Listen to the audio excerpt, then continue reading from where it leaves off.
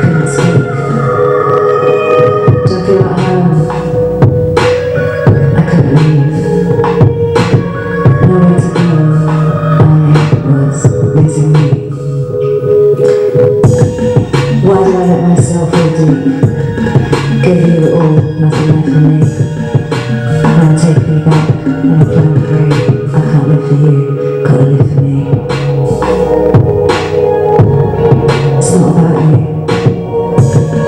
It's what I need. I can't just squeeze and hide all that I feel. It's not about you. It's what I need.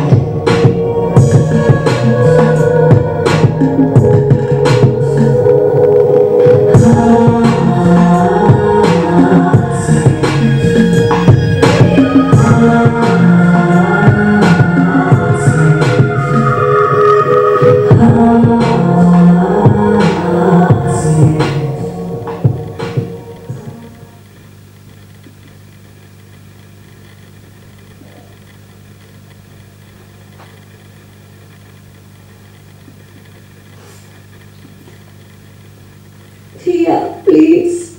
Please don't go. Don't leave me. Tia.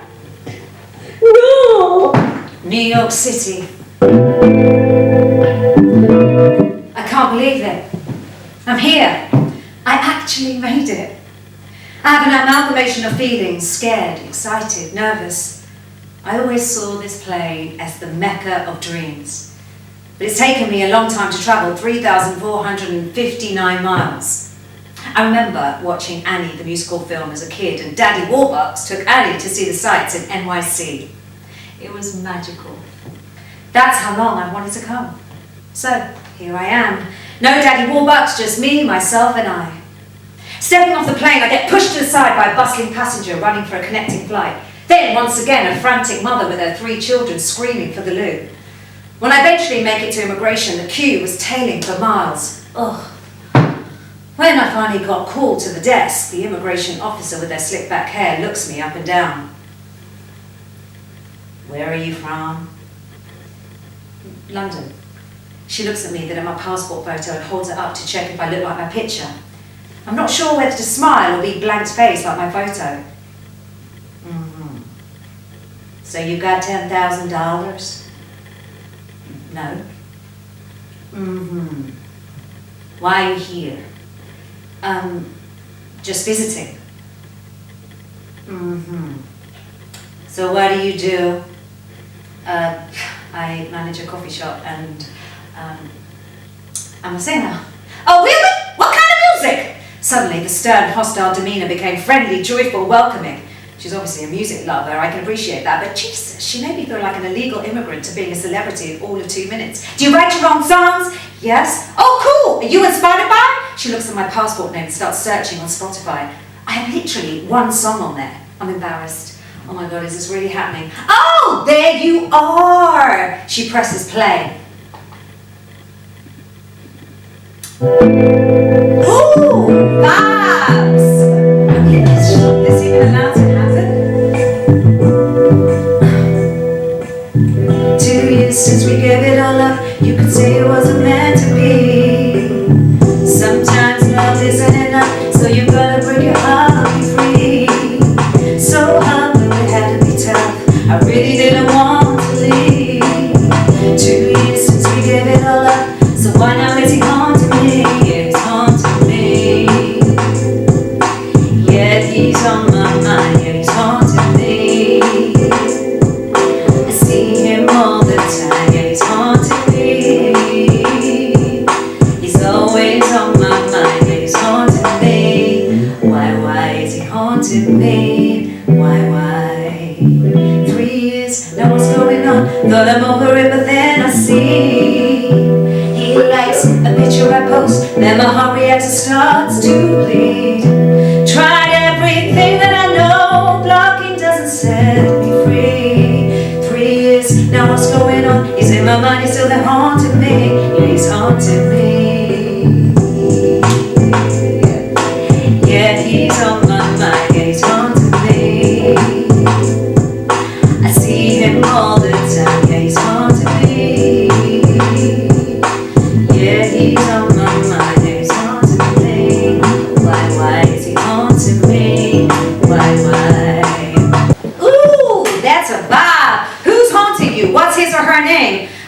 know how to tell her, otherwise she won't let me through. Dylan. Well, let me tell you something. If a man can't recognize a queen, then he doesn't deserve the crown. She eyeballs, referencing her lady part. Is she for real? Yeah, she is. I got 3 kids with the same man, but that same man has got 8 kids. You do the math. She got me there. Maths isn't my strong point. Never was. In fact, numbers give me anxiety. In a world where everyone likes to label themselves, I'm dyscalculia. I know, it's a peculiar word, but Google has confirmed that's what it's called for someone who struggles with numbers. My dad was an accountant, but I didn't get his mathematical brain. Mum was disappointed when I struggled with the 9 times table. Such a bad Indian. That's one thing we are known for. Alongside being experts at teeth and medicine, I'm the black sheep. Or brown. I only know how to create rhymes, lyrics and melodies. That was my safe space, where I'd escape my overbearing mother in my little box room, dreaming of being in places like this. New York, the Big Apple. I never thought I'd make it, but here I am. Miss Immigration of the Nation wishes me luck and she sends me on my way. Once I get my baggage and make my way through hugs, hellos, loved ones and private chauffeurs holding up signs on exit, none of which are for me, I make my way to the taxi stand. I'm stood behind a woman dressed head to toe in Adidas, gossiping on her phone. Her teenage daughter filming her surroundings. Then she points the camera phone at me and she says, "What's your name and where do you come from?" I don't even know why I replied, but I felt pressure as she was so confident and bold. "Ria from London." "Oh, why are you so tanned?" I'm not." She then turns the phone camera to face her. "She's tenacious." She laughs at her own joke as her mum drags her into the cab. I'm not quite sure what just happened. A classic yellow taxi pulls up, and just as I dump my bag into the boot, my little luxury deity that Mum gave me before I left falls out of my pocket onto the ground. "Can you hurry up?" shouts the driver, slightly perplexed by his attitude. I open the door and wiggle onto the torn fabric seats. "Where are you going?" says the pink turban-wearing taxi driver who looks like an uncle. He has the most regal voice. He should be doing voiceovers for Bollywood film trailers. 56 between 1st and 2nd. 56 between where? 56 between 1st and 2nd. He peers at me again with his tired brown eyes through the rear view mirror. I say it again, but this time in a way he might understand. 56 between 1st and 2nd. "Oh, okay, midtown."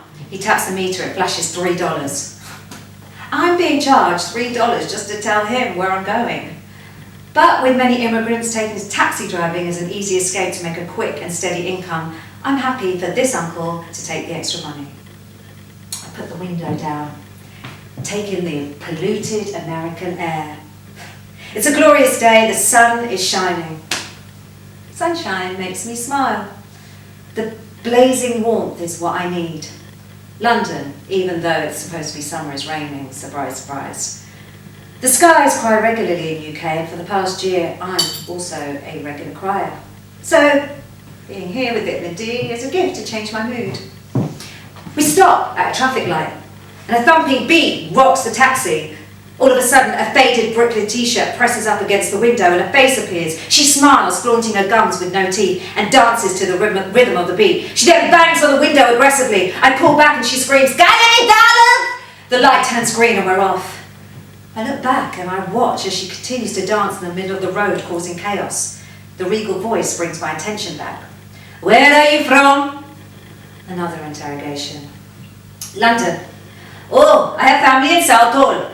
Of course he does. "You know Southall?" "Yes, I know Southall. My auntie lives there." "Oh, are you Indian?" "Yeah, can't you tell?" "Sorry ma'am, I haven't really looked at you and also focusing on driving ma'am. So you don't mind if I play Indian music?" "No, not at all."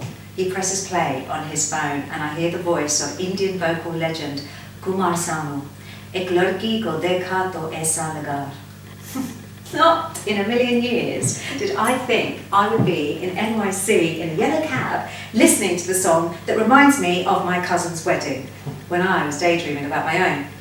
Seeing her as the beautiful bride when I was 14 years old, I was mesmerised. Also the fact that she had threaded her bushy eyebrows and moustache. I was impressed.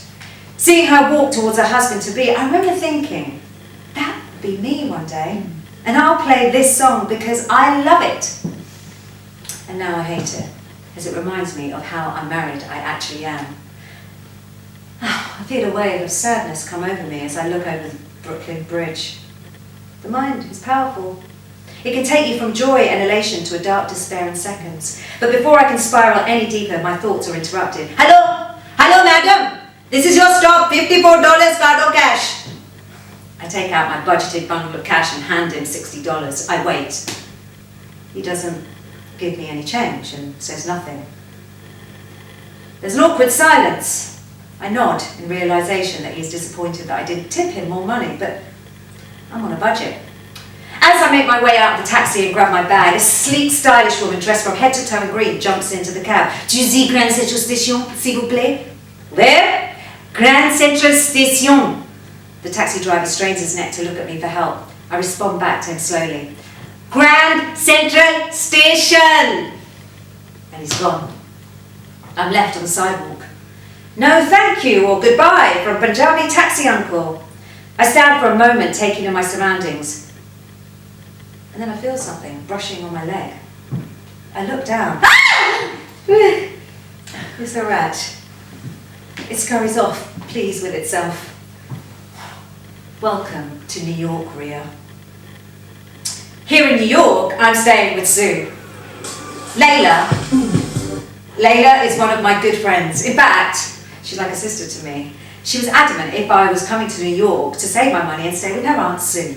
She lives in a serviced apartment with a concierge. Very bougie, not what I'm used to.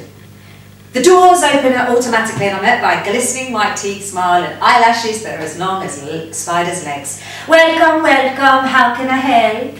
I'm a guest of Sue Tumpkin. Oh, Ria! Yes, she told me to expect you. I have a key and I need you to sign here and you're good to go. 4th floor on the lift, Sue is home. If you need anything, my name is Anna and I hope you enjoy your stay. So do I thought. Ria, why are you being so negative? You just got to the city of your dreams. Don't let your subconscious tell you any different. I'm stood outside, flat 403. I press the bell before I attempt to use the key. The door opens. Ria! It's Sue. She has short, furry red hair, matching red framed glasses, wearing a beautiful caftan and standing tall at 6 foot. Oh, come in, darling. Oh, it's great to finally meet you. Layla told me so much about you and everything that's been going on. I hope you're okay, but a new environment is so good for the soul. She walks me around her 1-bedroom apartment, which isn't huge, but homely and perfect. This is the bedroom, hope it's okay. Towels, new bed sheets, nice and crisp, bottle of water, keep you hydrated, and a favourite sweet of mine, a Charleston chew.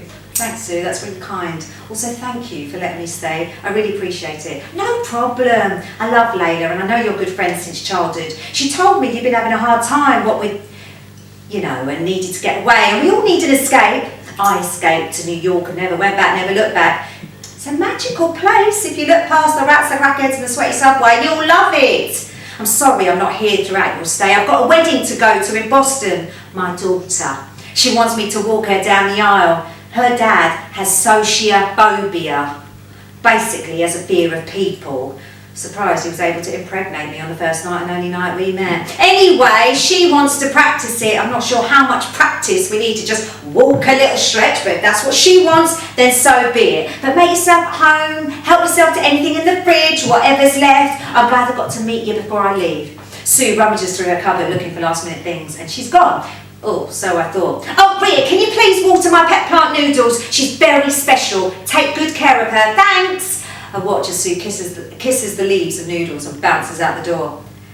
I look around and take in my new town-free home. I place Lakshmi next to my bed and head to the kitchen. I open the fridge, hoping there's some delights waiting for me. Oh, but all I find is half a chopped onion, a bag of out-of-date lettuce and some stale hummus. Great. I fall back onto the bed and take a few deep breaths. I look up at the ceiling. I see a small spider crawling across the one side to the other, as if it has no care in the world, or so I think. Who knows what fears and anxieties that spider is feeling? I get up and look outside the window. My view is another apartment block. Through one window, I see a Muslim man praying. Next to his window, in a different apartment, a blonde woman in athleisure wear doing yoga. The juxtaposition of seeing both people in different forms of meditation, it was actually really peaceful to watch. I take a shower and think to myself, I'll take a nap, and then I'll head out. I wake up. It's 7 a.m. the next day. I don't want to waste any time, so I get ready quick and I'm out the door. I pass Anna on concierge, who is plucking her eyebrows. Miss Ria, don't forget, if you need anything, let me know. Have a great day. Thanks, Anna. My first stop is the bagel shop, New York's best kept bagels. I definitely shouldn't be eating these, but what the heck, life's too short. I try strawberry cream cheese spread between melted butter plain bagel. Ooh, surprisingly good. In fact, so good, I order another. You want another? Says the Mexican lady behind the counter, making me feel guilty for even suggesting it. Yes, I say unconvincingly. She hands me another and I devour every last bit. Now I need coffee. I was recommended to go to Brooklyn, a cafe in Bushwick, so I head to the subway and jump on the 6. I'm taken back to J-Lo's first album, On the 6. If you had my love and I gave you all my trust. I remember when that song was released. April 19th. I was 16. In love with JJ. Or so I thought. No, I definitely was. We went to the same school. I was a couple of years younger than him. He was the epitome of cool. All the other boys in his class wanted to be like him. We would plan when to take toilet breaks, so we would escape some at the same time from our classes and meet in a stairwell that hardly anyone used. All we would do was talk, even if it was for 5 minutes. The dopamine hit was amazing. Just that little time spent with each other was the energy I needed to get through Miss Hollinger's boring science class. I had no interest in the Bunsen burner. When I left school at 16, we kept in touch, and there was still chemistry. We spoke every day on the landline. My mum would get annoyed. Why is this JJ keep calling? He's my friend. I know she didn't believe me. Well, she was right not to, but how was I going to explain that JJ was British Jamaican, i.e. not Indian, when we decided to get married? I was romantic. Believed in all the fairy tales and happy endings. So in my head, this was it. Me and JJ were going to have a Jamaican wedding, 2, maybe 3 kids, if my body could handle it, and we would live happily ever after. But JJ was undecided, it seemed. The day J-Lo released On the 6th was the day I went to Rocky Patel's 18th birthday. Rocky's party was upstairs in a room kitted out with a DJ, balloons and samosas, a pub owned by his uncle in Acton, West London. His family ran newsagents and pubs in the same area, immigrants who came to the UK and took over the rundown ventures that needed an entrepreneurial mind and Indian blessings. The party was in full flow, a mix of Indian aunties who huddled together judging the young girls walking in with their short skirts and GHD hair. I didn't like my legs. I wasn't allowed to shave them, so I was wearing a long denim skirt from Topshop, which was a bit tight around my waist, and a white vest. My tummy was hanging over, but I still scoffed the fried samosas. I looked over to my left, and I was being glared at by the auntie tribe. They aren't known to be subtle with their comments. Hopefully her podgy stomach will disappear before she gets married. Hopefully she can cook dal and rice for her husband, her mother-in-law, her father-in-law, and the entire family. Marriage is the highest form of success in their eyes. You could have all the degrees, but to them, marriage is the best degree. I wiped the crumbs away, and as I did that, JJ walks in wearing Kalkani jeans, a white t-shirt, and looked cool as ever. He was greeted by some of the boys, and they all seemed to be telling him something. They all then looked towards the other side of the room, and I followed their gaze. There she was, standing against the wall with her 2 friends. They looked like the blonde Destiny's Child. Big blue eyes, porcelain skin, perfect blonde tresses, wearing a leather miniskirt that showed her toned, hair-free legs. He smiles at her, and I watch with bated breath as he doesn't even look at me, only focused on Miss Claudia Schiffer lookalike. It was at this poignant moment that I showed me how the male gaze can be easily distracted by beauty.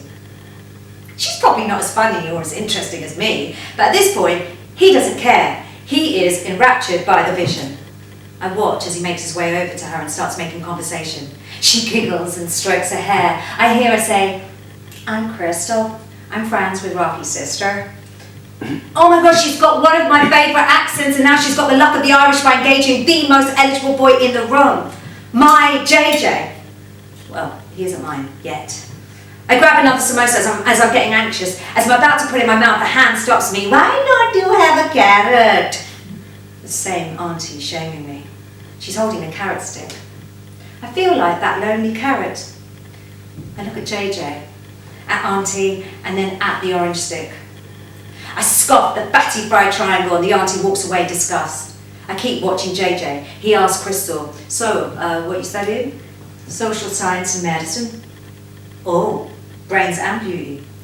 I want to be an anthropologist. My head screams, what is that? JJ is completely out of his depth. She's laughing, he's laughing, she touches his shoulder, he takes her hand and they walk out the room. My heart is on the floor. I look down at my oily hands and when I look up, Rocky's cousin Deepak from Hounslow bounces over towards me. You're here, innit? Do you want to dance? I pushed past Deepak and I looked for JJ. I couldn't find him anywhere until I got to the garden and I saw him leaning up against the tree, kissing Crystal. My heart sunk. I never heard from JJ again. That was the start of my experience with rejection. I'm brought back to present day to the sound of snoring. A well-dressed man in a suit leans on my shoulder sleeping. As I try to shrug him off, a ghetto blaster plays and he wakes up startled. A vision, dressed in black and pink platform heels, sings opera over a hip-hop beat. Beat, plays the song, plays the track.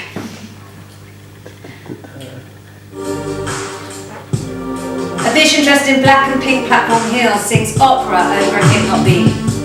La bellissima di questo amore non potrà mi agonerare i miei occhiali preferi morire piuttosto Savini. She sent me in a trance, and then all of a sudden a sharp pain hits my chest. My palms are sweaty, I need to get off this subway. I push past people to get off as we stop at Bleecker Street. It's so hot. This isn't my stop, but I get off and stand for a minute and try and breathe. I need water. I rummage through my bag, I find a bottle and I take a swig. Oh, damn, the bottle is half empty. I'm now sweating, dehydrated, and my head is light. A train arrives and slowly but surely I make my way back to Sue's apartment. I lie down on the floor. You see, my heart is a mess. Over a period I was getting neck pain and dizziness. I didn't tell anyone because I just thought it would pass. And when it continued, I went to the doctor who I thought was going to tell me I had early perimenopause, which I wasn't looking forward to, but it turns out my menstrual cycle was still intact. We hear the voice of a doctor, Simon. Sorry. Ria, we've had your results back and sorry to inform you that you have a heart disease called coronary artery disease. You can improve your health by making changes to your lifestyle, but you must take care. There is no actual cure, but you can manage your symptoms by taking regular exercise and staying away from sodium and saturated fats in your diet. Hearing the doctor tell me about this condition, I translated it to, Ria, your life can be cut short any moment. I ran out holding back the tears. The first person I wanted to speak to was the man I was so desperately in love with, Dylan. We had met through a friend, got together quite quickly, enamoured by each other. He was away on business. I just sat in my car, frantically calling, but I just kept getting his voicemail. Dylan, can you call me back, please? I need to speak to you, it's important. Love you. I kept trying to call him, but the more I tried, I couldn't get through, the more upset I was getting. I felt so alone that day. I wrapped myself in bed and lay there checking my phone, hoping he would call me back. I wanted to wait to speak to him, to tell him. Eventually, I fell asleep, phone in hand. At almost midnight, I was woken by the phone bleeping. I looked, and I saw Dylan had sent me a voice note. I pressed play. Hey, Ria, it's me. Sorry I missed your calls. Dubai has been full on with work, so I haven't had a chance to get back to you. Also, what with the time difference, I didn't want to wake you, so thought I'd Voice note, yeah. I hope London isn't too rainy. The weather here is scorcher. Every day, unbelievable. Thankfully, my meetings have been in air-conditioned rooms, otherwise I would definitely be melting. I did want to speak to you, but I've been thinking, I know I've been away a lot recently, which has made it hard for us to spend time together. It hasn't been easy. And this new business has taken up a lot of my time. And I don't know if I have the headspace to make this a priority. But ultimately, it's not you, it's me. I can't give you the commitment you want. Just tell the truth, Dylan. So the thing is, Rhea, I've met someone else. I didn't want to tell you like this, but I also didn't want to wait till I got back, because I didn't think that was fair either. I'm sorry. I hope we can still be friends. I don't want you to hate me. I wanted to be honest and... Dylan, stop. You said what you needed to say. Okay, just let me... Look, babe, come on. Rhea, I'm really sorry you had to find out like this. Me and Dylan wish you the best.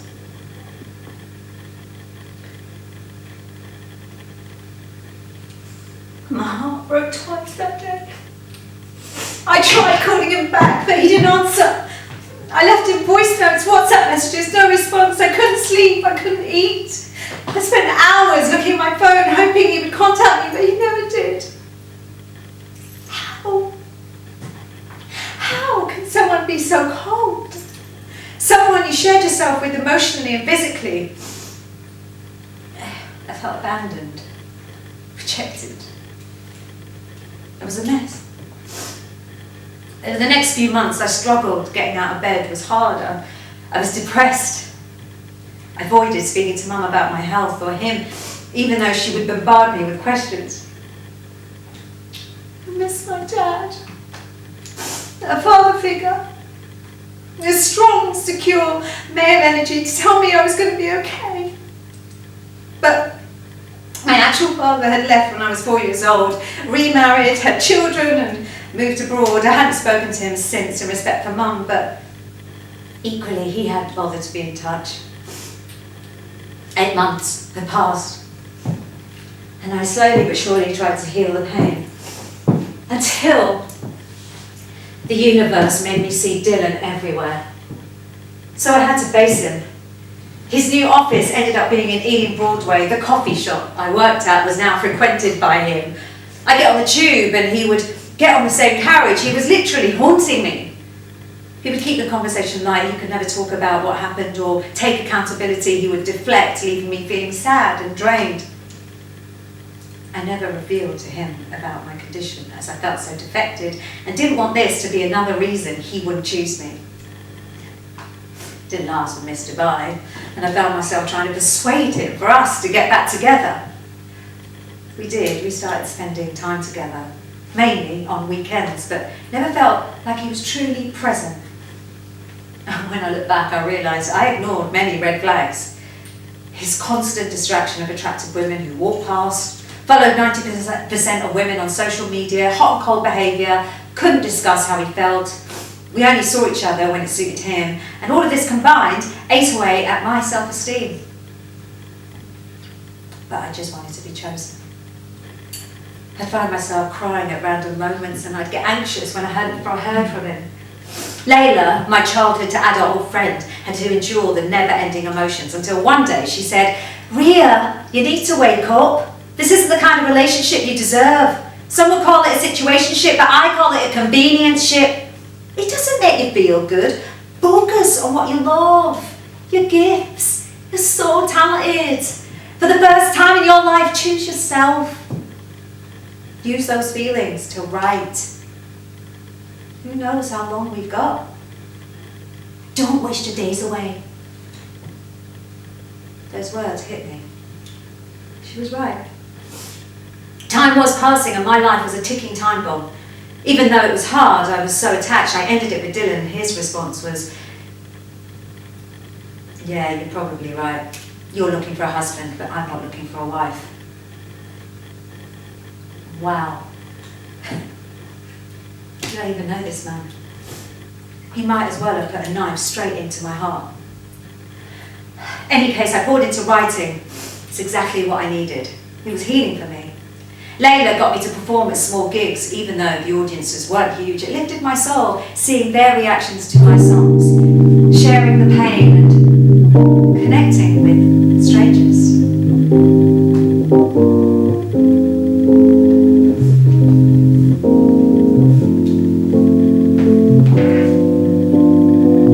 You got me caught up in this tragedy. No rodeo, you ain't good to me. I gave my time, you stole my mind. I can't believe I lost all of me. You needed me only selfishly. You couldn't give or even receive.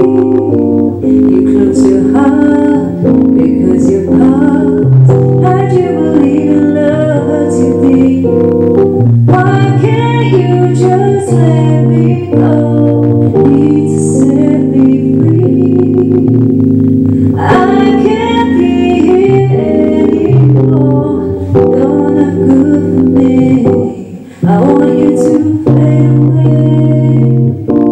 I need you to fade away. I want you to fade away. Don't want you around. I want you to fade away. I need you to fade away. I want you to fade away. Don't want you around. I can't trust you when I'm feeling weak. You just shut down, you don't even speak. No emotions drown deep underground. I feel alone when it's you and me.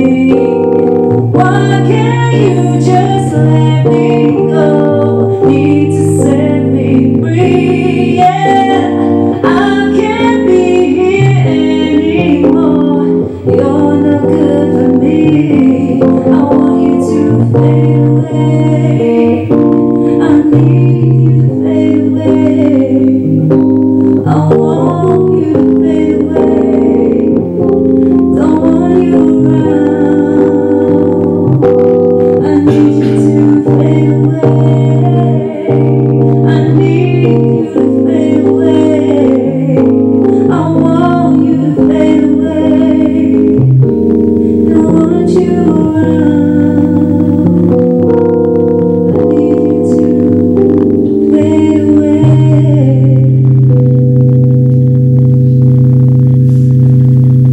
Some friends are like angels in disguise.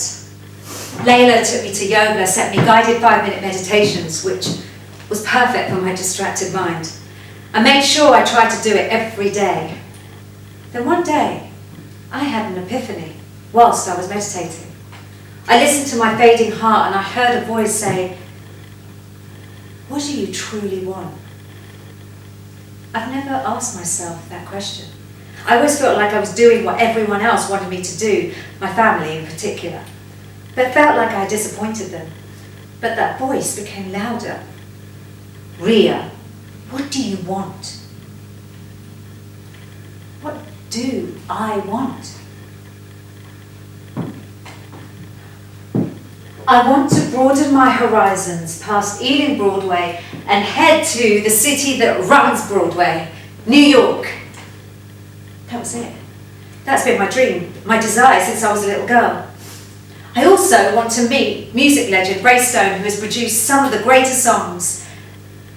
But then I told myself, that was a silly idea, I'm just being a fantasist.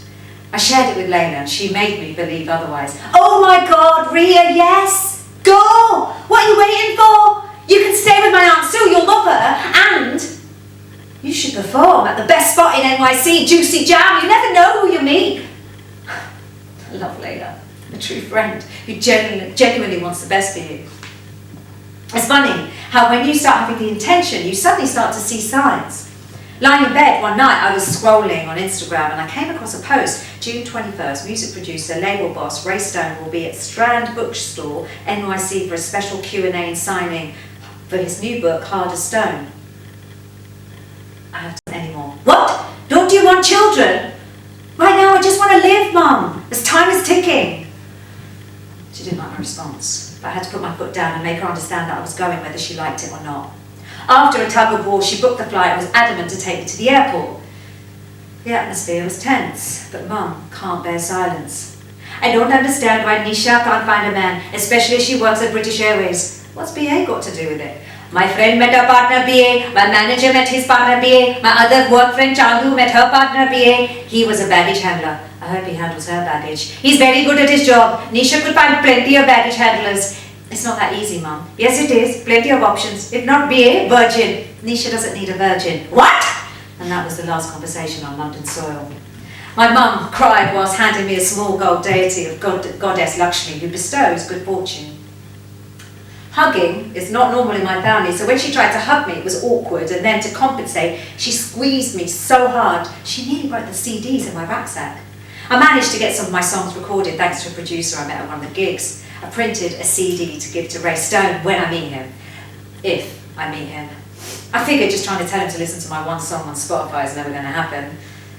Oh my God, even thinking about it makes my heart beat fast. Who knows how long it will continue to beat, so I need to get on with it. Why though does it take for something to happen to you before you really go after the things you want? I am the #1 self-sabotager, talking myself out of the things that I really want. Limiting self-beliefs, they call it. When I was growing up, no one would know what that is. But it makes sense. Battling thoughts like, I'm not good enough, it's too late for me, I'm broken inside. I needed a change, so I started reflecting on my upbringing. Don't get me wrong, it wasn't a terrible childhood, just that the core ingredients that can help you to become a secure, functioning adult didn't really exist. And growing up in a single-parent household with a neurotic mother who was controlling and overbearing was a lot. And that was her way of loving her child. It wasn't her fault. Now I realise, thanks to the abundance of relationship healing experts on Instagram, it's learned behaviour. But I'd experienced the silent treatment, emotional guilt. I became resentful. And her sisters would constantly compare me to their daughters, which would ignite Mum to make me feel bad about my choices, or lack thereof. I had to figure out a way not to blame her and break the cycle, but God, it's hard. So I found myself a therapist. Ria, it seems your attachment style is a fearful avoidant. So you can flip between being anxious and avoidant, which is impacting your relationships. What? You're blaming me for my toxic ex. Who we attract is a mirror to our core wounds, what we need to work on. And from what you've told me about your ex, his inability to be consistent, avoiding emotions, triggering your anxiety, shutting down, that's basically my mum. But also, there is a part of you that has learnt some of this behaviour. And without you maybe realising, you also can carry some of these traits to yourself.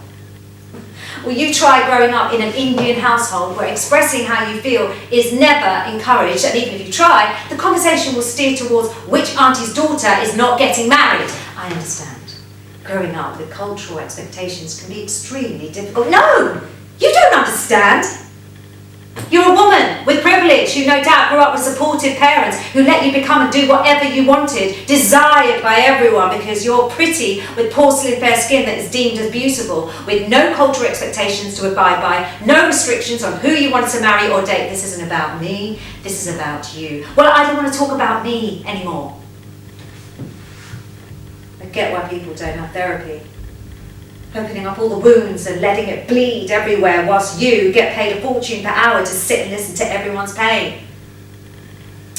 Healing the wounds is what we are here to do. Because if you don't, they will seep into your life as they seemingly already have.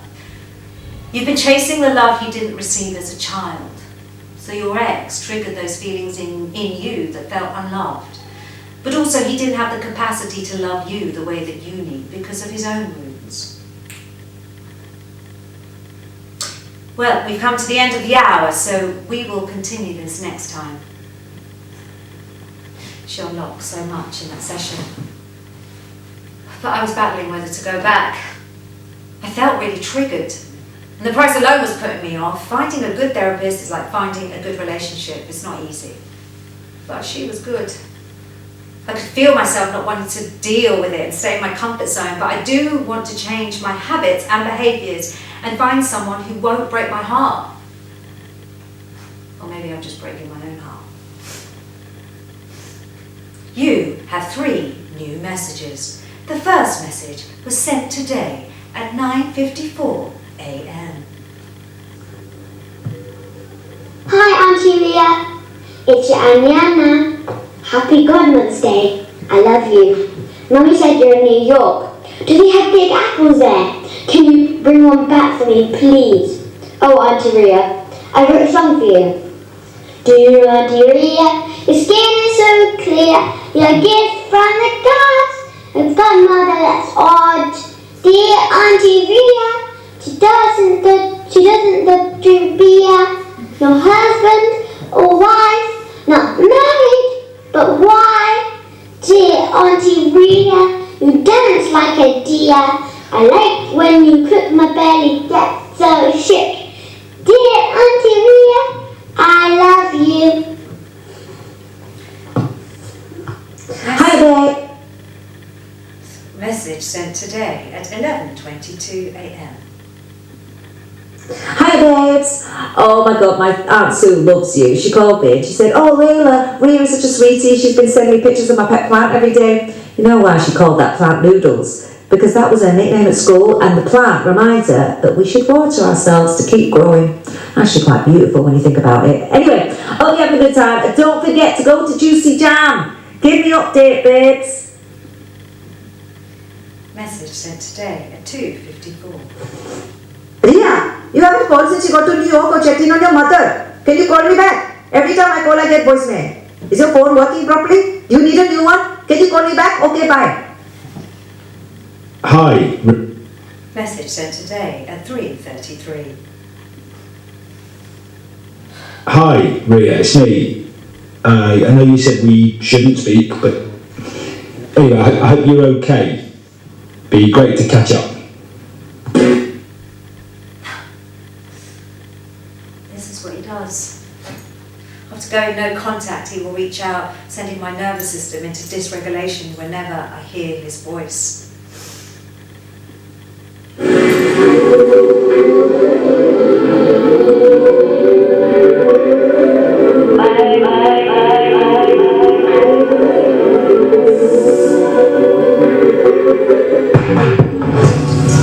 How I got through this year, I just felt so alone.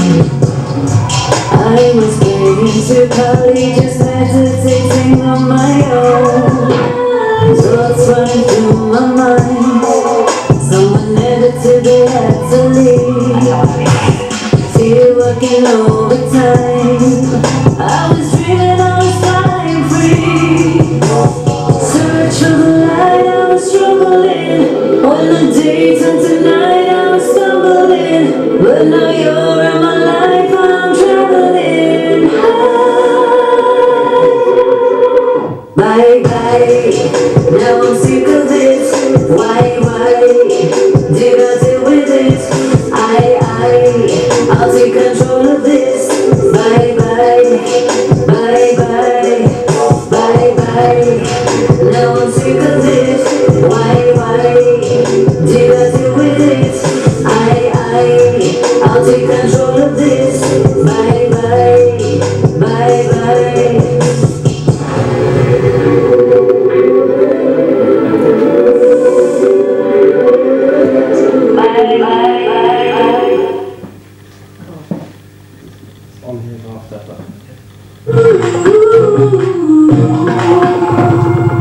Welcome to the best night in the best city, Juicy Jam, the hottest music, artists, and vibe. Nowhere can compare. Find a better place if you dare. We have artists that travel far and wide to come to New York City to perform for us here at Juicy Jam. First up, Taylor Time.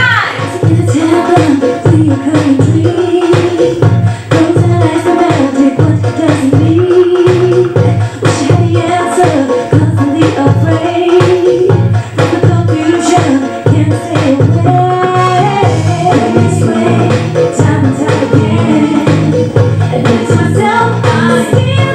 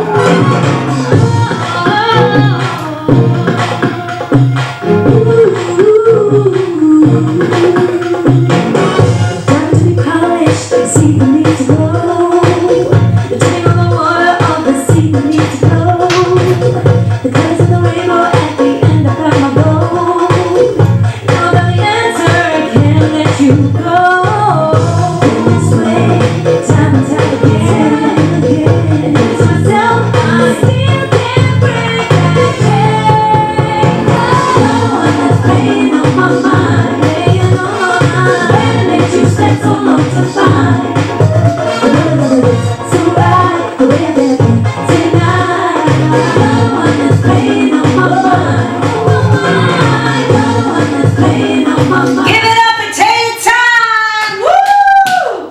I see we got some regulars in the building. Make some noise for artists. Lone Rider, Beautiful, Laquita Love, and my homie, yes, the homie original Indian king, Buddy Singh. This dude is super talented. He can rap, produce. Check out his Instagram page, Bud Sing Sing.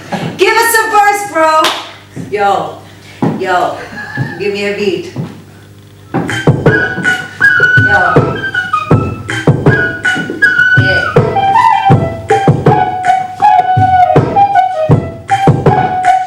Juicy Jam. India to New York, I'm the immigrant town. But when you get to know me, got the international crown. The French, they got the liberty of gifting New York City an icon, national treasure. She stands tall, she looks so pretty. Take me to the heights, so the people came before me. The original sing from the Black Punjabi glory. Original sing from the Black Punjabi glory. Original sing from the Black Punjabi glory. The bug is my power, 50 Cent got nothing on me. And by state of mind, you know I'm sweeter than Fajiti.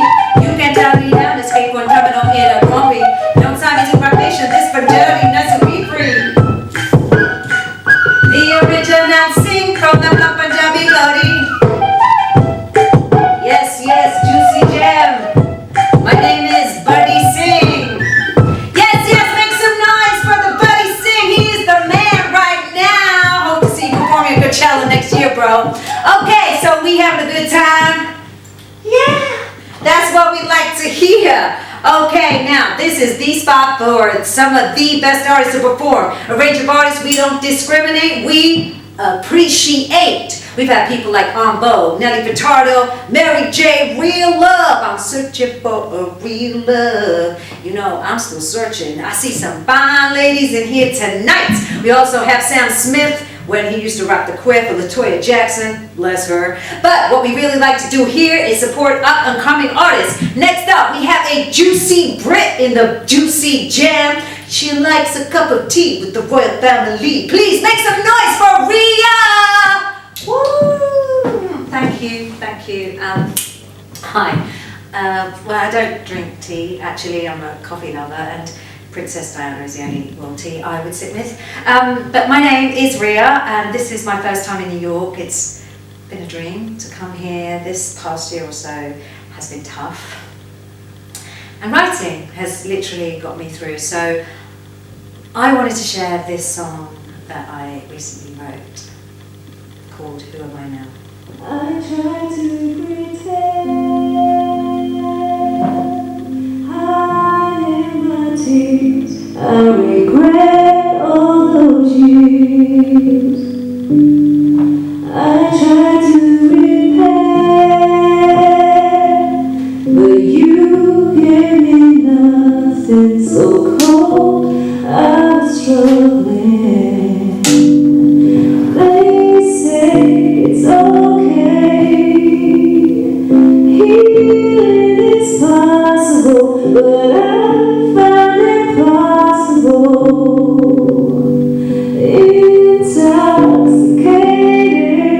Intoxicated, I'm hurting myself. I escape just to free my mind. Who am I now? Confused with emotion so deep in the ocean.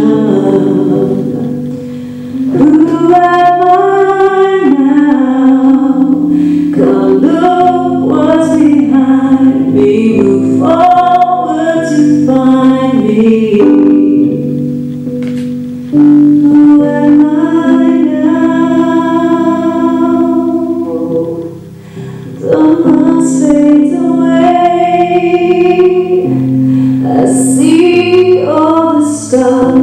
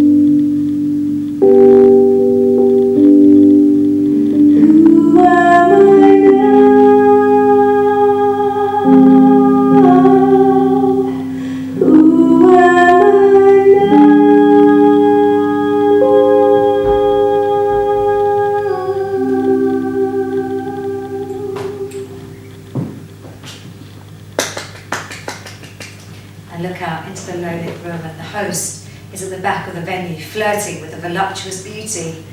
Buddy Singh is pouring his table whiskey surrounded by men all wearing sunglasses, and Taylor Tyne is vaping in the corner, arguing with her boyfriend.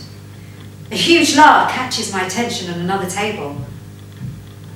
Oh my God. Oh my God, I can't believe it. It can't be. Oh my God. I take a moment to make sure it is, but it's Ray Stone. Ray Stone, the music exec, is in Juicy Jam. Okay, this is amazing. I have to speak to him. I try to make my way over to his table, but a figure stands in front of me with piercing cat eyes and lip-fitted lips. She introduces herself. Jennifer Page, nice to meet you. You got nice vocals. How long you been single? I mean singing. Since I was 9. I try to get past her whilst I keep my eye on Ray Stone, but she blocks my way. Oh really? That's a long time. I'm also a singer. Been singing since I came out of Mama's belly. Been on Broadway, the original Cats. You know that show? Andrew Lloyd Webber, the greatest musical composer. He definitely has a taste for talent. He gave me the job after walking into my audition. You know, he's the only producer that's ever cast me. Yeah. I said to my agent when I was struggling to book a job, you tell every producer on Broadway, if it's good enough for Andrew, it's good enough for you. She didn't like that. All of a sudden I was agent-less. This industry is fickle, you're better out than in, I'll tell you that much for free, but I still love it. So, you want to go for a drink sometime? I can show you some secret spots in New York. What do you say? Let me take your number. I pause. Unsure of how to respond. Is she hitting on me or just being friendly? I really don't know. But what I do know is that Ray Stone is getting up from his seat and looks ready to leave. So I say to Jennifer, do you have Instagram? She squints her eyes and scrunches her face, and then she says, Instagram is for people needing validation, and that is one thing I don't need. Jennifer saunters off. I look to see where Ray Stone is. I can't see him. Oh my God, no, he's gone. I've missed my opportunity. Oh no, wait. Jennifer Page has cornered him. Great! So I make my way over to where he is, crashing into a waiter delivering wine to a table. He gawps at me. The red wine is all over my white top, my face and my hair. The waiter unconvincingly says, sorry. I look down at the red stains on the red wine stains. It looks like my heart has been bleeding. I haven't got time to run to the bathroom, so I wipe my face on a white cloth hanging over a table of customers who are eating their dinner. They look at me in disgust. Sorry. I rush over to Ray Stone. Jennifer Page turns around as she feels my presence. She looks at me, squints her face. Good God, what happened to you? You look like you've been shot. Oh, I feel like I have. Well, you're still alive, so lucky you. Just about. Here, let me fix your face. Mascara stains ain't cute. Jennifer takes a tissue from out of her blue bag and licks the corner and uses it to wipe my eye. I'm so mortified, I don't move. I just give Ray an unconvincing smile. Oh, Ray, this is Rhea. Rhea, this is Ray. I used to work for Ray. You used to work for Ray? When the work dried up in theater, I worked for Ray as his PA, but he fired me as I would sing to him all the time. I thought he would sign me, but he said my style was not right for the label, but gave me a good payout, so I was able to live for a while without working. So, I'm grateful to Ray. But I still think he made the wrong decision. He should have signed me, Ray, but either way, I still love you. Ray just smiles and rolls his eyes. Oh, Ray, did you see Rhea perform? But before Ray can respond, Jennifer keeps talking. She's good, kind of up your street, and cute too. Jennifer gives me a flirty smile. I smile back. Thanks, Jennifer. Hi, Ray. Really amazing to meet you. I'm a huge fan. I actually came to New York to meet you. Did you? Yes. That's crazy. Why? Because in life there's no guarantees. I know. That's why I came here. Good for you. What does that mean? It means good for you. That's commitment. Well, how else am I supposed to make this happen? Send an email that's cheaper. In person is better. Sure, but how did you know Ray was going to be here? I didn't. Exactly. But he is. So lucky for you. Yes, lucky me. But if he wasn't here, well, I don't know. Listen. I respect your hustle, but coming all this way is a long shot to meet a busy exec who may or may not be interested, and then having to go back and deal with the disappointment, and then I'm dying. Sorry, what did you say? I'm dying to give this CD to Ray. I hand over my CD with all my info printed. He just gives me a little nod and smiles. Pah! A CD? Are we in 1992? Nobody listens to CDs anymore. I look at Ray and he just smiles, taps the CD on his hand and leaves. Then suddenly, everything is blurry. Sharp pain hits my chest. Then all I see is black. I wake up in a hospital bed. I see a woman standing talking to what looks like a doctor. When my vision becomes clear, I saw it's Jennifer. What the heck? Have I passed over and now I'm stuck with her? Hey! Miss Rhea, Mystery, welcome back to Earth. Where am I? What happened? Well, you decided to collapse a juicy gem, so now you're at the hospital. The nice doctor said you had an angina. Your little heart wasn't getting any blood flow. But you're gonna be fine, but don't have a heart attack when you see the medical bill. Jennifer hands me the hospital bill. What the? Welcome to America. I can't afford this. Well, you're gonna have to. This is one of the worst days of my life. Well, actually, I've had worse. Jennifer helps me to get myself together. We head to reception. I pay using my credit card, which was only for emergencies, but I guess this is emergency. Shit! How am I gonna pay this off? OnlyFans? I mean, at this rate, I could get you signed up. Jennifer, no. Okay, I'm just trying to help. Come on, I'll give you a ride, save you your taxi fare. Type in your address into Google Maps. I sit in Jennifer's car in deep stress, thinking of ways to pay off the credit card debt. Anxiety seeping through every core of my body. I turn on my phone and have lots of messages, missed calls and Instagram notifications. I check the messages from Layla. She sent me an Instagram video saying, "Are you okay?" Click the link. Juicy brick collapses at juicy jam. I watch as the commotion of the paramedics get me out of the venue. Mobile phones everywhere trying to catch a glimpse. 1.5 million views, what? Thousands of comments, the phone beeps again, 10th message from Mum. Dylan has voice noted, also other family members. I start to feel overwhelmed. Meanwhile, Jennifer is rambling on. So, I'm on this date. She tells me her cabaret name is Lesbiana Jones, but her real name is Susan. Nobody calls this kid Susan anymore. Anyway, she tells me she's born with one hand, and I'm like, okay. So she says, how do you feel about that? And I said, listen, honey, I've met women with 2 hands, no heart, so as long as you got a heart, I don't care. She then moves in to kiss me, and goddamn, her breath gave me nausea. She doesn't need to worry about her hand, she needs to worry about her breath. Jennifer, yeah. My head hurts. Basically, you want me to shut up. Okay. I lean my head back and watch as rain starts to pour. The clouds merge into the dark grey sky. My mind is also heading to a dark place. Why? Why me? I'm feeling overwhelmed with stress. Okay, we're here. Door-to-door service. Lucky you, Rhea. Rhea. I don't move, just sat still, watching as the rain gets heavier. Hey, you okay? So the doctor told me you have a heart condition. What a force you are, coming over and dealing with Ray like a boss. A messy boss, but still a boss. You got guts. I was impressed. That ain't easy. You're one of a kind, Rhea. Remember that. But hey, listen. I'm sorry, I gotta go. My mother is the Shabbat queen, so I can't be late. I turn my head and look at Jennifer, who ultimately is a stranger. But I feel like I've known her for years. I place my hand on her shoulder. Thanks, Jennifer. You've been a lifesaver tonight. I appreciate that, considering we only met hours ago. You're welcome, Rhea Mystery. Obviously meant to be. Life's a mystery. We exchange numbers and I make my way out the car. I'll leave you with Mama's famous quote that she hammers into me. Taking risks means paying the price. Life doesn't always play so nice. Shalom, Rhea. I watch as Jennifer drives off and I stay standing on the sidewalk. The rain is falling harder and the sound of thunder vibrates through the sky. I hear whispers of negativity infiltrating my mind. I should never have come here. Dreams become disappointing realities. At this age, I should have it all sorted. I don't belong here. In fact, I don't know where I belong.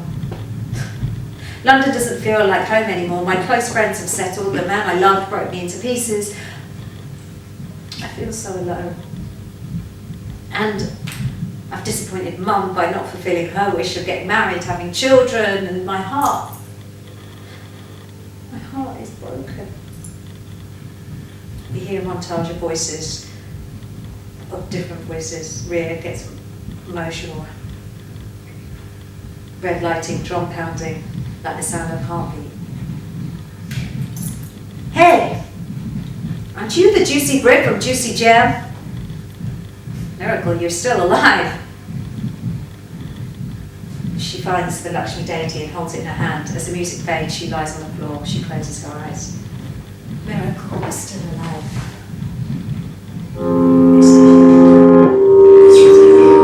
Nobody cares in the end.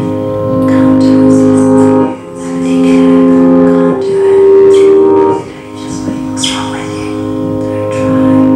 Nobody wants to listen. I'm getting tired of the voices in my head. Lost in the moment when I can't get out of bed. Feeding my weakness and believing what they said. Crushing my spirit and afraid to be the best. It's only me who can decide what I do and realize I will rise this time. So I'm gonna kill the noise, all the voices in my head, and I'm gonna kill the noise, all the voices in my head. I can be the change I see. I control my mind, so I'm gonna kill the noise. Yes, I'm gonna kill the noise.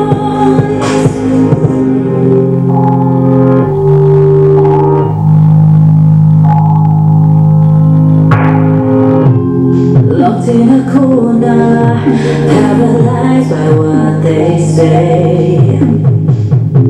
A state of confusion, always getting in my way. Disturbing the focus, pulling me further away. Words getting louder, taking over every day. It's only me who can decide what I do.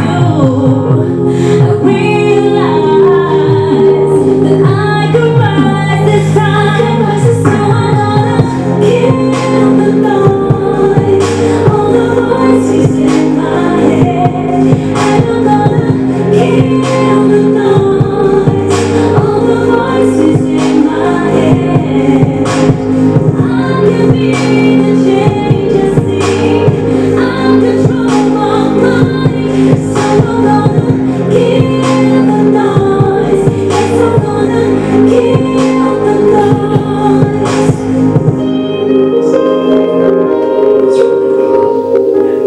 I decided. I'm flying back to London. Short my New York trip. I got Mum to change the flight, which, as you can imagine, she was delighted after she saw what happened at Juicy Jam. I told you going to New York wasn't a good idea. You need to be close to family. Also, why don't you get back with Dylan? Beggars can't be choosers. You should call him. It will make me very happy. And that's the problem. It would make her happy. It's sad to think that my mum's generation were ingrained with people pleasing. You were shamed for having an opinion outside the norms of their mindset because they were always right. Trying to change the way they think is a battle in itself. When someone doesn't self-reflect, heal, it's hard. Some people evolve, and some people just grow old. My phone rings. It's Jennifer. I'll call her back. I just need to finish packing. She rings again. She then texts, call me back. She's incessant. She doesn't stop calling, so I answer, Jennifer, hi. Oh, really? What? Oh my God. Okay, but, okay. Okay, bye.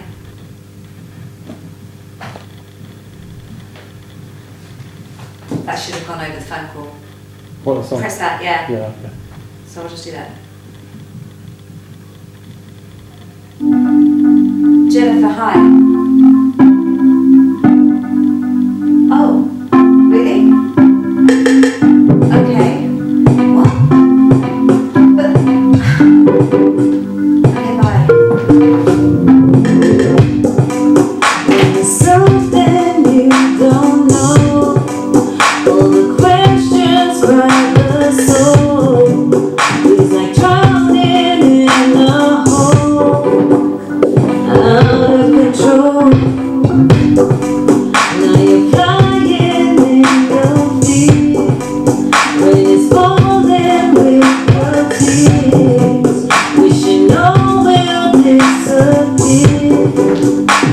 Nothing's clear without your head. Now you're losing your way. Don't need any drama. One step day by day. Enjoy what you give and stop running away, away, away. Turn it around. Don't give me nothing nobody. Turn it around. You know that we all make mistakes. Turn it around. You choose how you feel what you do. Turn it around. Love is the color of Ray Stone wants to meet me. I can't believe it. Should I risk not getting on my flight to meet Ray, or should I head back to the place that is littered with the past? Oh, I could hear my mum's voice filling me up with anxiety about missing my flight. Also, Jennifer's words, taking risks means paying the price. Life doesn't always pay so nice. Oh. Lakshmi, what do I do?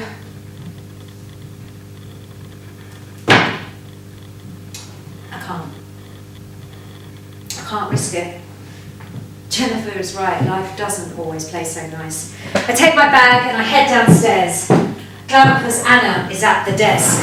Well, if it isn't the Juicy Brit from Juicy Jam, everybody been talking about you. Oh really? You come to New York, you meet Ray Stone at the Juicy Jam, you collapse, you cause a drama, you go viral, everybody know you Miss Juicy Brit. We love a Juicy Brit, we do. I turn around and stand in the doorway as a shadow of a woman in bright red kaftan. The light hits her face. It's Sue. Hello, my darling. I'm glad I made it on time to see you before you leave. I'm so sorry you decided to go early. It's a tough city, but you're a tough cookie. But looks like you came, you saw, you conquered. Well, not quite. Look, here's some money for the taxi. No, Sue, it's fine, darling. Just give Layla a big kiss from me when you see her. Oh, thanks, Sue.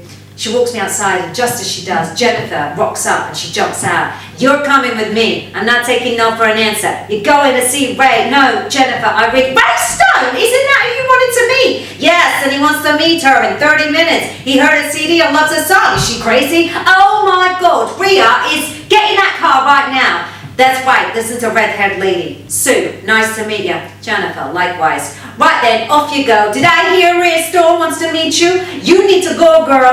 Thank you, Anna. She knows her shizzle. Right, Rhea, off you go. No, I can't. I need to catch my flight. Go back to London. For what? You know, in this town, when opportunity comes knocking, you need to run through that door. Exactly. Who do you want to be, Rhea? The woman who didn't take the opportunity to make her dream a reality, or a woman who paved the way for those who need to see themselves represented?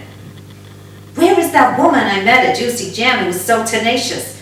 Who knows what waits on the other side, but if you don't get in this car right now, one thing I can assure you, you will regret it, and the ghost of your potential will be very disappointed. Bloody hell, Jennifer, you should be a mindset coach. Well, I'm starting right now. You're my first client. Your future self is waiting for you to make the right choice.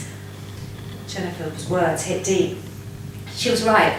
All my life, I've let others dictate to me what and who I should be. I came this far to pursue my desires, and so what, I'm going to give up now? I look at Jennifer, Sue, and Anna. These women around me being supportive and encouraging. My heart beats fast, like it's speaking to me to make a decision.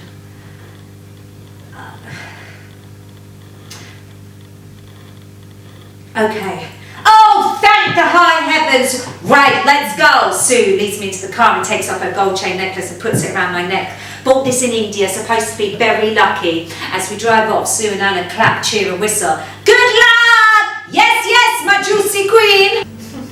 I haven't known these women for very long, but they feel like family more than my own family. Jennifer handles the streets of New York like a pro to make sure I get to Ray on time. Thank God for Redhead Lady. You can't miss this opportunity. Ray was excited. He never gets that excited and he never calls me. He played me your song down the phone. What's it called? They Don't Know? I had many dreams, visions only I can see. I am all of me, filled with insecurity. Why can I believe? Got to fail to succeed. All they wanna do is take your strength, make fun of you. Walk through the door to the other side. Do what you want, don't let them change your mind, because they don't know what it's all about. They don't know how I feel right now. And they don't know what I scream and shout. They don't know. They don't know.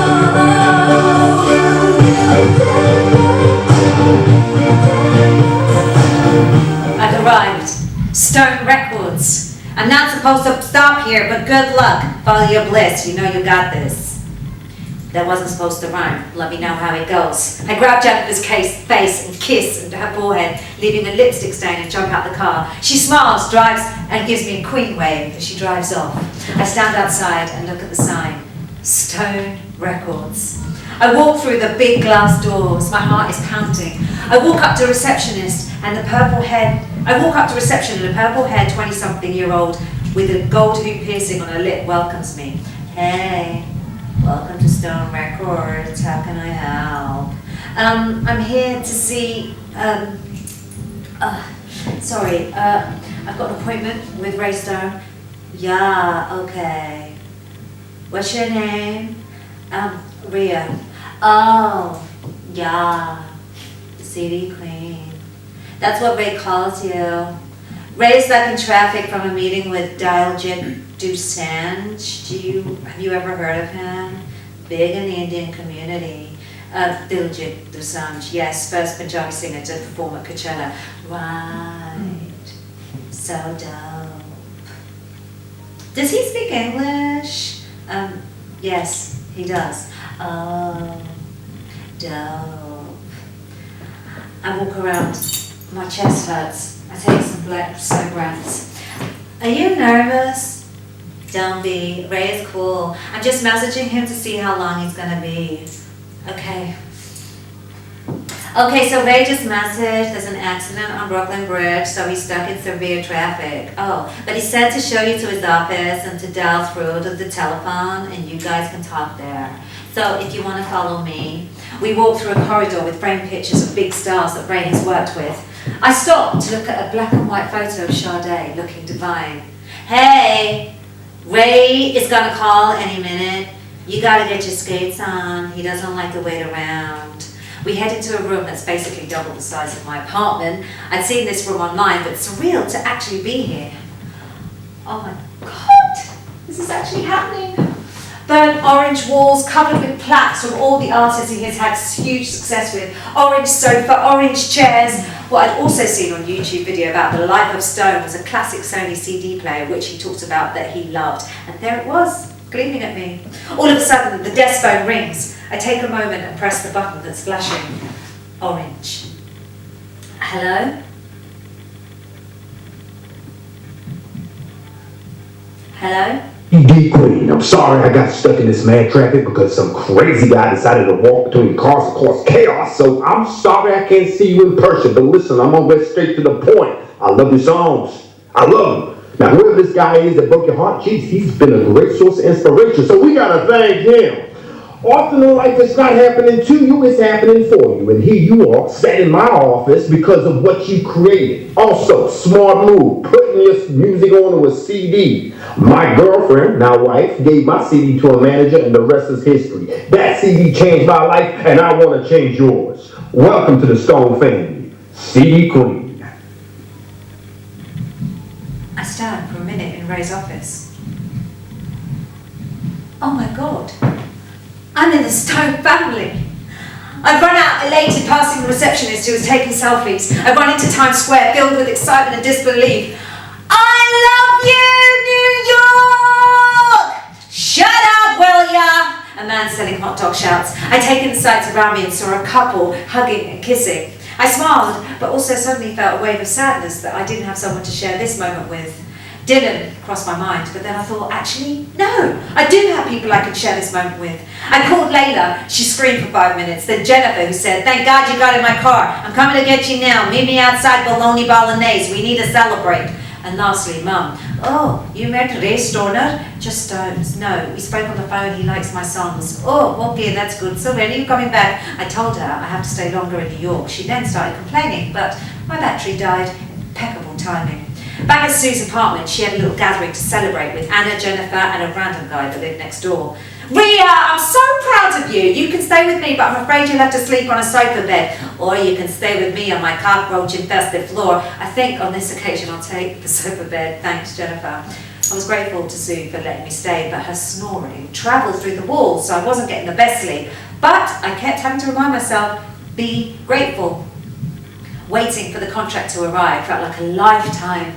But once it did, I ripped it open. I ripped it open.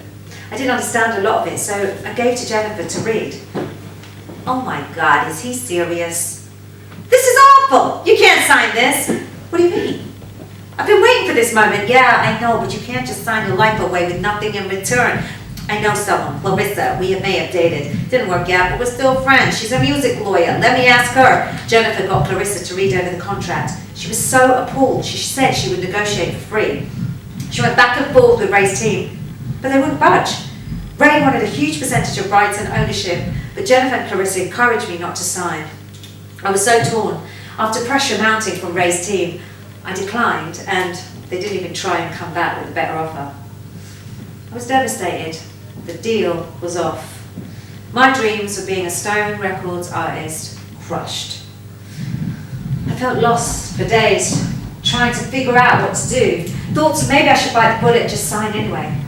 All I knew is that I just didn't want to head back to London yet. It was a Saturday morning. Sue was at Tai Chi and I was watering Noodles, the pet plant. Okay, Noodles, what to do?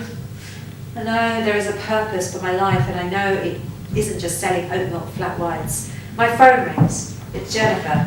6 p.m. I'm coming to pick you up. We're going Popeye's Pizza in Brooklyn, my favourite joint. We arrive, and Jennifer knows the owner who gives us the best seat, a low-lit booth, and as appetizing as the pizza looked, I just wasn't hungry. Okay, Ria, listen. We need to talk.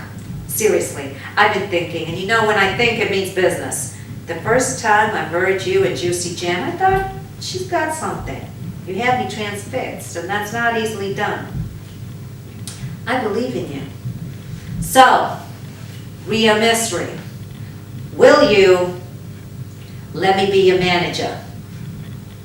That's not what I was expecting her to say. I have this town sewn up. I know the business, I know people, I know you. What do you say? I didn't reply straight away. I look out the window. It's bustling with all sorts of characters, and I'm reminded how much I love this city. I turn my head to the table, which is now a pizza bomb site of cheesy mess. Jennifer is still looking at me, waiting for a response. She does know me, and she has been such a supporter of my journey.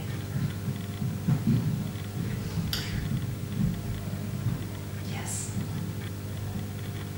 What was that? Yeah. Yes. Yes, okay! Jennifer jumps up and does a little dance. She said yes! Everyone in Popeye Pizza starts to cheer and clap. The owner comes over. Congratulations, here's a bottle of Popeye Prosecco in the house. I felt bad that they got the wrong end of the stick, but it was a joyous moment that needed to be celebrated. So we did, sharing out the bottle of Popeye's Prosecco. Jennifer was a pro. She presented Sue a business plan, and together they persuaded investors to invest in an independent label called Juicy Brit Records. Sue loved running the ship, and she took care of the accounts. Anna was head of marketing, PR and socials, and Jennifer was a brilliant manager. She even managed to get a meeting with Andrew Lloyd Webber to turn my story into a musical, and thereafter anyone else she spoke to, she would say, if it's good enough for Andrew, it's good enough for you. This wasn't how I imagined this to turn out, but actually it turned out even better. I had a team that had my best interests at heart, finally.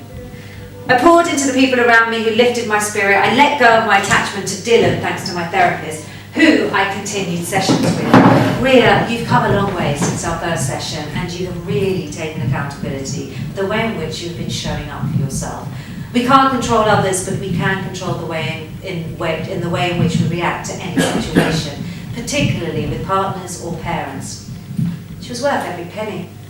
She transformed the way I approach certain situations, gave me a better understanding of myself, and helped me step into my power. The studio is my happy place. I just finished recording the last track for the album, a song I wrote called Heartsick. This is the song. We need to release this as the first single. Anna had connects at one of the biggest radio stations in New York, NYC Hot 95, and solidified an interview and exclusive play. Day before, I flew Mum over to share this moment with me. We stayed at a hotel right by the radio studio, which she was loving. Oh, Ria, look, they put chocolate on my pillow. So nice. But don't eat it before you go to bed, otherwise you won't sleep. Yes, Mum. July 25th, day of release. I'm awoken by the curtains being drawn and bright sunshine cascading through.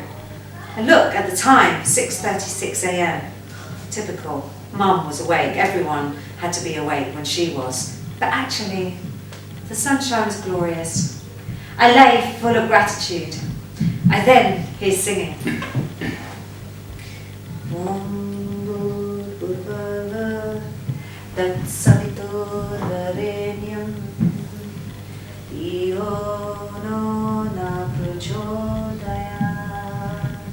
Mum sat on the floor facing the sun, eyes closed, palms together.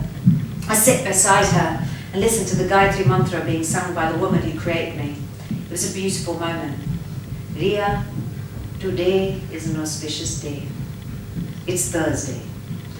Mum has always believed that if you do anything special, do it on a Thursday, as the blessings are strong on this day.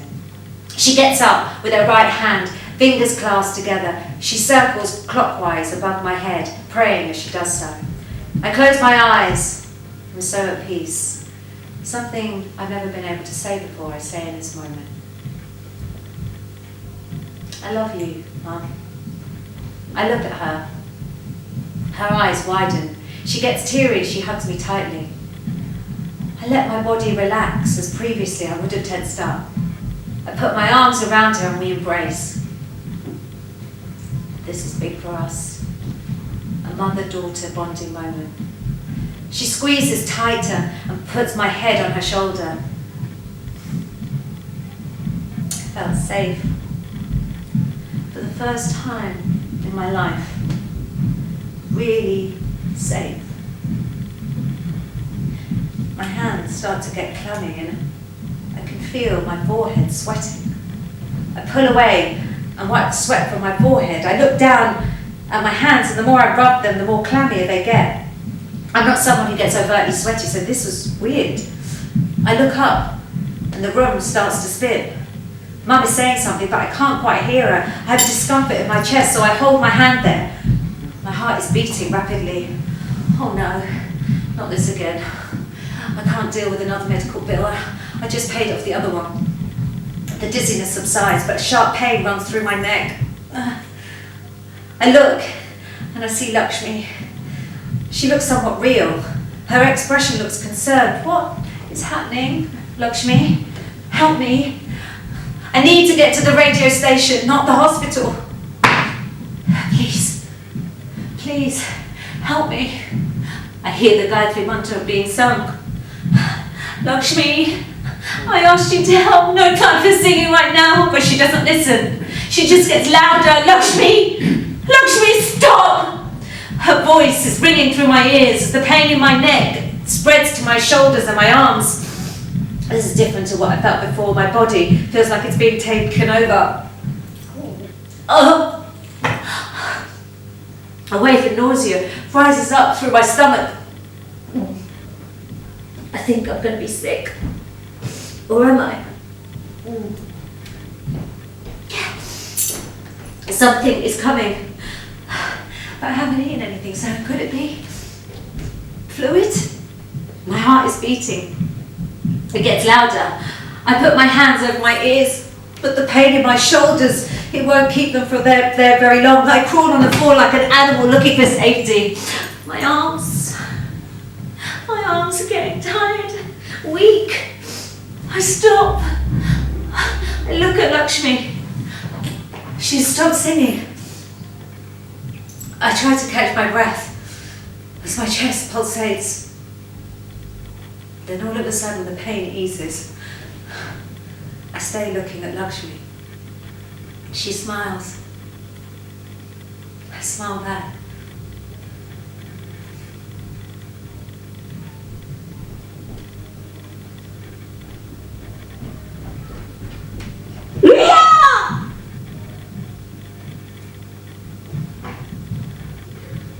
You're listening to NYC's Hot 95.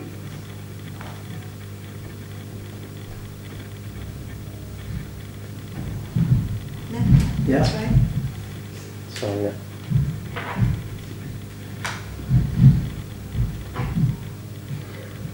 You're listening to NYC's Hot 95. We've been hit with some very sad news. I'm sorry that the shining light that is Rhea left us this morning. She was due to join us on the show. We were saddened to hear about her passing. She had been working hard on her album. And those of you that know her, the Juicy Break came to New York to pursue her passion for music. She performed at the iconic Juicy Jam, turned down contracts from Ray Stone, created her own path, and her life changed from that moment. Her team are devastated, but know that Rhea would have wanted her music to be heard. So we wanted us to still play her debut single that she wrote, inspired by a personal journey, battered heart condition, and heartbreak. We asked her manager, friend, and confidant Jennifer Page for a message, and this is what she said. Rhea was struggling inside. Her heart was strong and it was weak. In pain, but full of love. It's never too late to pursue your heart's desires. Don't let society, family, anyone tell you otherwise. Our gifts, our talents are always inside, ready to be unleashed. Be intentional whilst you're alive. Love and be loved. Don't let fear guide you. Awaken the eye of your heart. It's always guiding you. Remember who you are.